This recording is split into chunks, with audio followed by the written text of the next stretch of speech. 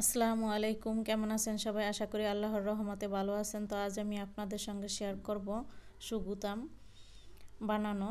তো দেখুন, এই যে আমি দুই ধরনের সুগুতাম বানিয়েছি, ছোট বড়। তো দেখুন, এখানে দুই রঙের কাপড় নিয়েছি। এই যে দেখুন, তো কাপড় আমি সমান মাঝ বরাবর সেলাই করে দিব। এই যে দেখুন,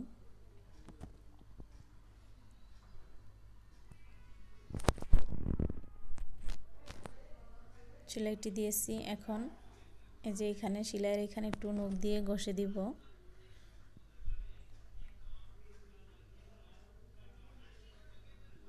সমান মাঝ বরাবর কেটে নিব।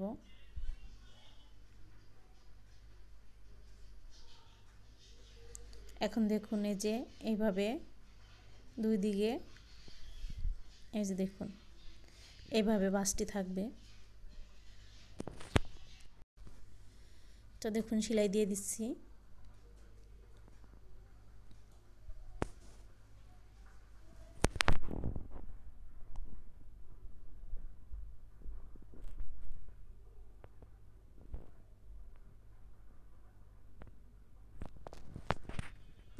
তো এইভাবে সেলাইটি দেওয়ার পর দেখুন এরকম হয়েছে।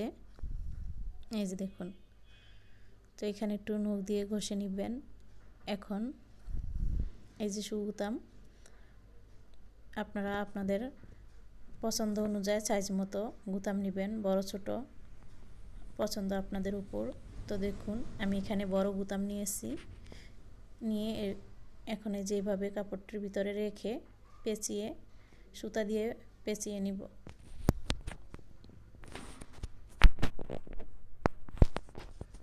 এই যে দেখুন, তো আমি এরকম করে বড় ছোট দুনো ধরনের গুতামি বানিয়েছি।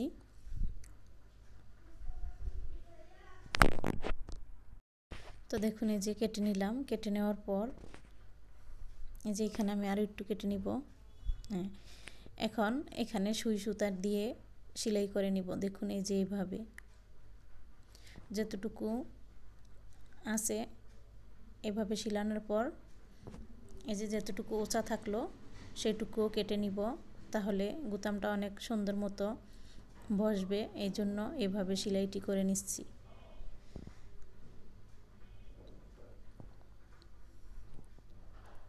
এই যে দেখুন, এই যে এটুকু কেটে নিলাম। নেওয়ার পর দেখুন, এই যে এরকম হয়েছে। গিটুর সুতাটুকু খুলে ফেললাম। এখন এখানে আরও একটু সেলাই করে, এই যে দেখুন এইভাবে আরও একটু সেলাই করে নিব।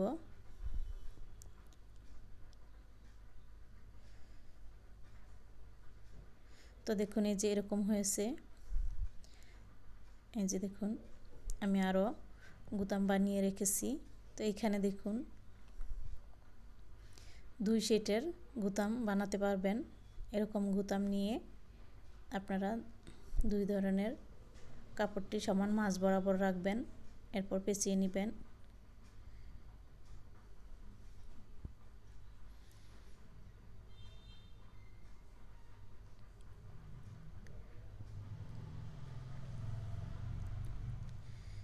এই যে দেখুন,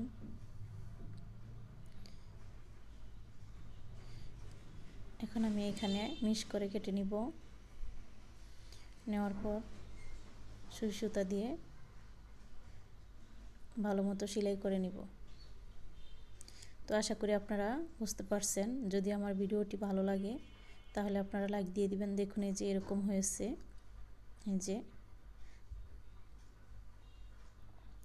এই যে দেখুন, আমি এখানে দুই ধরনের, দুই শেডের বা তিন রকমের, চার রকমের শেড, চার শেড, দুই শেড এরকম গুতাম বানিয়েছি।